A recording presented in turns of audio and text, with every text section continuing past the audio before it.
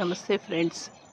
మేము ఈ సంవత్సరం రెయిన్ వాటర్ హార్వెస్టింగ్ విధానాన్ని మా ఇంటి కప్పు పైన పెట్టుకున్నాము. పైప్స్ తీసుకొని వచ్చి వాటిని ఇంటి కప్పుకుండే రేకుల పైన ఫిక్స్ చేసాము. ఫిక్స్ చేసి వాటికి పైప్ని హాఫ్ కట్ చేసేసి ఫస్ట్ హాఫ్ని కింద వైపు, సెకండ్ హాఫ్ని పై వైపు పెట్టేసేసి కనెక్షన్ ఇచ్చుకున్నాము.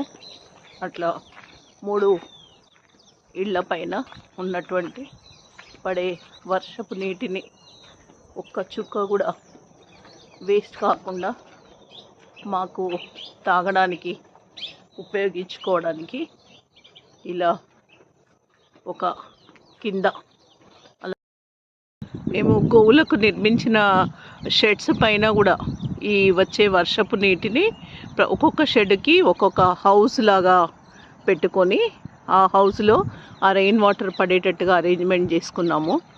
2 షెడ్ల పైన వచ్చే వర్షపు నీరు 2 హౌజెస్లో నిండిపోతున్నాయి. ఒక్క వర్షానికే నిండిపోతున్నాయి. ఆ నీళ్ళు కూడా ఎంతో రుచికరంగా బాగా ఉంటున్నాయి.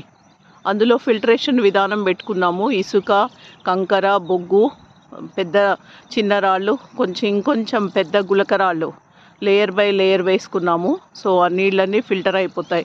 ఫస్ట్ పడ్డ వర్షపు నీటిని మాత్రం తీసేస్తున్నాము.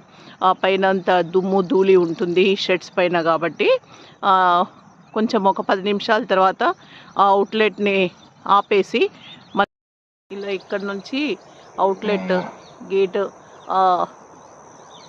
షెడ్ ఎటువైపు డౌన్ సైడ్ ఉందో అట్లా దాన్ని నిర్మాణం చేసుకున్నాము. చివరి వరకు చేసుకొని ఆ చివరిలో హౌస్ ఏర్పాటు చేసుకున్నాము.